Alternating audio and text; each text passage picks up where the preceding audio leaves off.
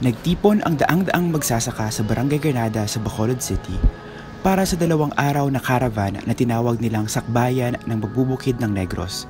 Bahagi ito ng paggunita sa ika-40 anibersaryo ng Kilusang Magbubukid ng Pilipinas o KMP, isang organisasyon ng mga magsasaka ang KMP na nagsusulong ng tunay na reforma sa lupa. Sumama sa caravan si Danilo Ramos, pambansang tagapangulo ng KMP. Para sa mga magsasaka sa Negros, importante ang maging bahagi ng isang organisasyon, lalo na sa sitwasyon nila sa rehiyon. Dahil dito sa Negros, dito ang mga malaking pagmonopolyo sa lupa, sa mga malalaking may-ari ng lupa.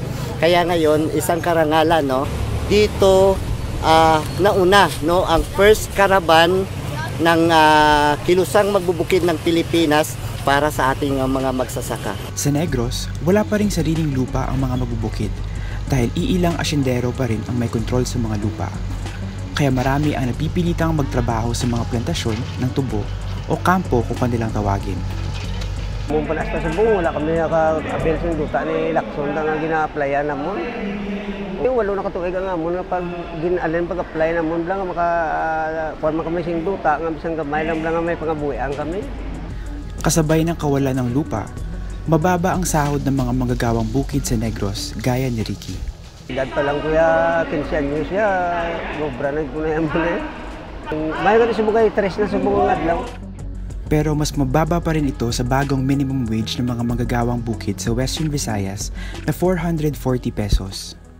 Kung kaubra ka, mangutang kagit mga salubalay, bugas, sudan, mga asin, bitsin, mga sa tiyangge kami nagasalig. Kaya pag once pag-sweldo naman na, bayad ka. Kaya mabilin si mo, tayo na guro, 100, pinakadako na na. Bukod sa kakarampot na arawang sahod, mas lalong hirap ang kalagayan nila tuwing Tiempo Muerto o off-milling season. Sa mga buwang yun, wala silang trabaho. Sa amo ni kung off-season, ano lang na, ng gasto lang na, 500 lang ang simana. Tapos kung 500 ang simana, may estudyante ka, hindi gidya makaigo. Kasi ang sang amo lang gid sinaya 500 lang gid. Ang agyan nga gutom sa Tiempo Muerto hindi gidya hama. Agyan nga mabulanti ka para ipangtusto sa kabataan mo. Isa ang panawagan para sa makatwirang sahod sa mga bitbit ng sakbayan. Sisa kasi managa patay-patay kami ubra sa kampo kisalang kami makakaon sudan bangod nga gipet ang trabaho ginatag samon. Ang amon ginapanawagan nga dapat pataaso nila ang amon sweldo. Pag ang ginaangyo namon nga mag-1,200 o kung 1,000 ang adlaw, amon ginapangayo nga dapat padayunon tani. Tumanon balato. Higit pa sa makatwirang sahod, hiling din ng mga manggagawang bukid ang magkaroon ng sariling lupang bubungkalin. Ako kami tani nga makaduta kung lang amon, kahit kung may duta kami nga pambuya, kung hindi kami matamaan.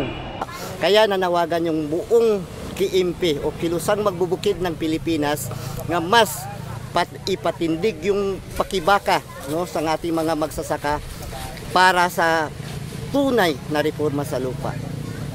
Ito si RJ Ledesma ng Paghimutad Negros, nag-uulat para sa Alab.